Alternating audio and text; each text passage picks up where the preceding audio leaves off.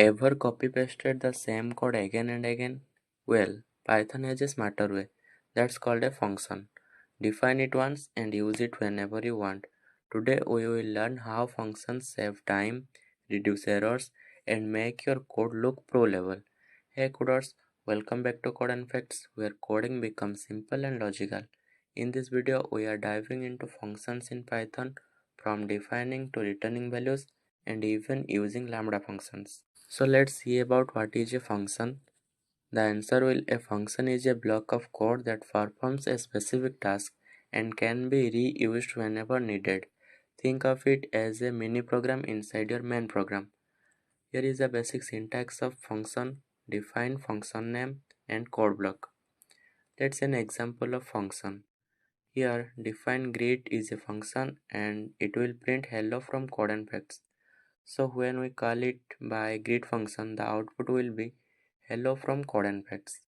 Let's see about function with some parameters. Functions can accept data as a parameter or as an arguments. They can make functions dynamic and flexible. Let's see an example. Here define greet name and print hello name. When we input a name, that will be printed hello name. Let I greet as Ajay. So the output will be hello Ajay. You can pass multiple parameters too. Let's see an example how can we pass multiple parameters. Here define add a, b and print their sum is a plus b. When we input and the value of a and b respectively, and the output will be their summation. Let's see about how functions with return value and when we can get and return and value from the function. Sometimes we don't just print, we need to return a value for further use. Here is the example. Define square x and return x into x, that means x square, so the square value will be printed. Here result equal to square of 5 and print square is result, so it will be printed the square of 5, that is 25. Remember that the return keyword sends data back to where the function was called. Let's see about some default and keyword arguments. Python allows us to give default values to parameters if no value is passed. Here is an example. Define greet name is coder and print hello name. Here name is coder, so it will be printed hello coder. Let's see. Also you can use keyword arguments as this. Let's see about the power of Lambda functions. For small single line functions, Python gives us Lambda.